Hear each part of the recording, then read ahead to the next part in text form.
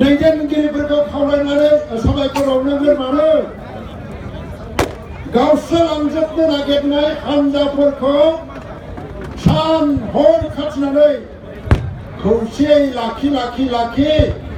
गासिखौबो जे मोनसे टेबोलाव ज' लाबोनानै सक्ति होनो हादों सहि होनो हादों बे दुलाराय बर' फरायसा आफादखौ जोङो साबायखर बावनांगोन आरो बेनिफ्राय जों साबायखर बावनांगोन रन्जन दैमारिखौबो जेलनिफ्राय ओंखारदों बिथाङा सक्तियाव मा लिरनाय दङ नायनो मोनाखै नाथाय दुलाराय बर' फरायसा आफाद आरो जोंखौ फोथायनानै बिथाङा मेगन मेसेबखौनो सहि होदों खौसेयाव थांनानै थानांगौ सावरायग्रा फेलेंगा बिदाय बाथा गासिबो फैजोब्बाय म्यानमारनिफ्राय भुटाननिफ्राय बांलादेशनिफ्राय बिसोरबो बुंदों दुलाराय बर' फरायसा आफाद आरो जों बर' हारिनि दैदेनगिरिफोरखौ जोङो फोथायो नोंथांमोना जेराव सहि होनो थिनो जों बायनो होदों बिथांमोनाबो आरो दिनै गबिन्द बसुमतारी एनडिएफबिनि गेजेराव दिनै बेसेबांबा गोलाव सम भारत सरकारजों सावरायनायखौ दैदेनबोबाय थादों होनना बुङोबा गुबुन हान्जाफ्रा सुजुग मोनाखिसै गबिन्द बसुमतारी दैदेननायाव एनडिएफबि प्रग्रेसिभआ बे सावरायनायखौ दैदेनबोबाय थादों दा दिनै दैदेन देरहादोंबा बे आफादफोरनिल' देरहानाय जानाय नङा बेजों गासैनिबो देरहानाय बे सक्तिजोंनो मा मोनगोन बे सक्तिजों आसामनि बर'फ्रा गावनो नागिरदोंमोन बिटिसिनि बायरा बिटिसिनि सिंनि होननानै बिटिसि सिंनि बर'फोरखौ बिटिसिनि बायरानि मानसिफ्रा सोंखारिग्रा जाबायमोन दुखु मोनग्रा जाबायमोन गावसोरबो जायो जोंनो होआ नाथाय बे सक्तियाव बिटिसिनि बायरायाव थानाय बर' मानसिफोरनि डेभेलपमेन्टनि थाखायबो बर' कसारि डेभेलपमेन्ट अट'नमास काउन्सिल दानाय जागोन होननानै मोनसे सक्तियाव जोङो भारत सरकारखौ गनायथि होनो हादों आरो बिनि दारै आसामनि बर'फ्रा गावजों गाव गावस्रालायनो नागिरदोंबाबो बे गावस्रालायनाया थाबथाफिननानै जों दिनै खौसे जाफिनबाय आं मैया बुंदों बिटिसिनि बायरानि मानसिफोरखौबो नोंसोरो बायरानि बर' सिंनि बर' होननानै साननायखौ बाद होनांगौ जों एक बर' जाति हिसाबै साननानै जोङो आवगायलांनांगौ होननानै आं खावलायदों बिथांमोनाबो बुंदों जागोन आदा दिनैनिफ्राय जों एक बर' हारि होननानै खौसे खामानि मावलांगोन बिराद गिदिर देरहासारनाय सेन्ट्रेल इउनिभार्सिटि मोनदों मा मोनदों बेथ' बाथ्रा आलादा मेडिकेल कलेज मोनदों बे बाथ्राया आलादा नाथाय हारि खौसेथिनि थाखाय जाय सक्तिया हारिखौ खौसे खालामनायनि मोनसे लामाखौ दाबाय बेनिफ्राय देरसिन बाथ्रा गैया रायजोखौ बेनिफ्राय देरसिन बाथ्रा गैया गाबोन एनडिएफबिआ रिहेबिलिटेसन मोननांगौ केस उइथड्र जानांगौ जेलाव थानायफ्रा गनांगौ दिनै क्ल'जआ बाहाय दंजोबो गासिबो लिरजोबनाय दङ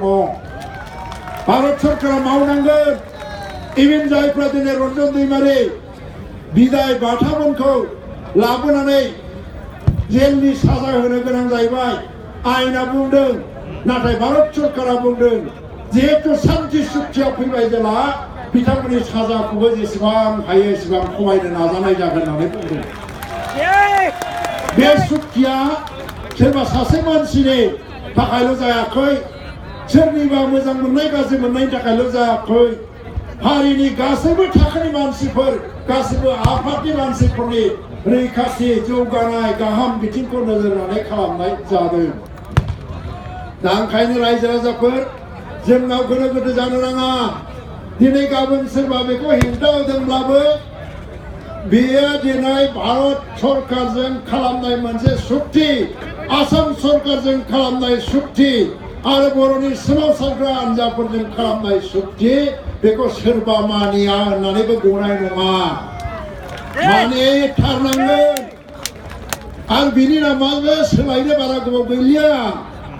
40तानि जायगायाव 60ता मेम्बार जानोसै पावारफुल जानोसै आरो बेजों जों डेभेलपमेन्टनि खामानि मावनोसै भारत सरकारा लामा बानायनो बिल्डिं बानायनो जोंनो 1500 कोटी टाका पेकेज हरनायनि बाथ्रा बुंदों बेजों जों डेभेलपमेन्टनि बा खामानि मावनोसै दा बे सुक्तिखौ रावबो गनायाब्लानो थानो हानाय नङा আজি মই এই অঞ্চলত বসবাস কৰা জনগোষ্ঠীসকলক এটা কথাই ক'ব বিচাৰিছোঁ এই চুক্তি কোনো জনগোষ্ঠীৰ অধিকাৰৰ বিৰুদ্ধে কৰা হোৱা নাই কোনো জনগোষ্ঠীৰ ভূমি অধিকাৰ খৰ্ব কৰা নহয় কোনো জনগোষ্ঠীৰ ভাষা সংস্কৃতি আৰু পৰম্পৰা ধ্বংস কৰিবলৈ এই চুক্তিৰ ভিতৰত কোনো অনুচ্ছেদ বা ক্লজ নাই তেওঁলোকক সকলোকে সমান মৰ্যাদা দি পেলাই আগুৱাই লৈ যোৱাৰ কাৰণে আজি এই চুক্তিত ক্লজবিলাক সন্নিৱিষ্ট কৰা হৈছে খালি 60টা যদি সমষ্টি হয় আজি কিমান আছিলে 15টা মাত্ৰ 10টা মাত্ৰ জেনেৰেল কাষ্টৰ কাৰণে সমষ্টি দিয়া হৈছিল 30টা ৰিজাৰ্ভ আছিল খালি যদি 60টা সমষ্টি হয় ধৰি লওক 20টাতকৈ বেছি সমষ্টিবোৰে অৱৰোধ জেনেৰেল কাষ্টৰ কাৰণে হ'ব তেওঁলোকে অধিক প্ৰতিনিধিত্ব পাব সেইটো বেয়া পাই কোনো লাভ নাই আৰু ইয়াত এনেকুৱা ব্যৱস্থা ৰখা হৈছে কোন গাঁওখন থাকিব বিচাৰে কোন গাঁওখন থাকিব নিবিচাৰে বাউণ্ডাৰী কমিশ্যন যেতিয়া গঠন হ'ব আপোনালোকে খোৱাৰ অধিকাৰ পাব আপোনালোকে দাবী উত্থাপন কৰি কৰাৰ অধিকাৰ পাব ইয়াত কোনো জনগোষ্ঠীৰ বিৰুদ্ধে কোনো ব্যৱস্থা ৰখা হোৱা নাই সেইকাৰণে ৰাইজ আজি ইয়াত মানে আতংকিত হোৱাৰ কোনো প্ৰশ্ন নাই गिनो नाङा रायजो राजाफोर आरो बेखौ बयबो मानिलांनांगोन बे उन्दैफोर बोराबनाय बायदि जानो हागौ आरोखि आं नाङालै आं नाङा अखानायै आं नाङा बेबो रुइलांगोन नाङा होननायाबो आरो सानथामनि उनावहाय नाङा होननाया जोबालासिनो दे बिदिबालाय लाबोदो जालायलायनाय जासिगोन ज' आरो खुनु गिनांगौ गैया रायजोफोर गोबां बाथ्रा बुंनो लुबैयाखिसै समा गैला जों थांबावनांगौ आरो आं बुंनांगौबो गैलामोन बुंनो थिननायखाय आं बुंबाय बयनोबो साबायखर बावहरनानै आंनि गोसो गोरबोनिफ्राय आं बयनोबो गाहाम हामलायनाय बावहरनायजों जोंनि देरहासारनायनि थाखाय बयखौबो साबायखर बावनाय आं बुंनायखौ आं फोजोबबाय गोजोन्थों मानगोनां ब्रह्म दुलाराय बर' फरायसा आफादनि बारग' आफादगिरि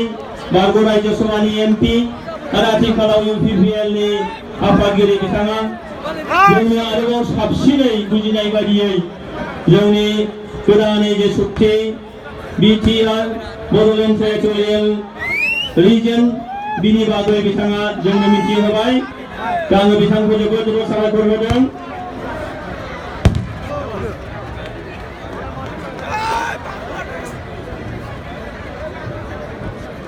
तो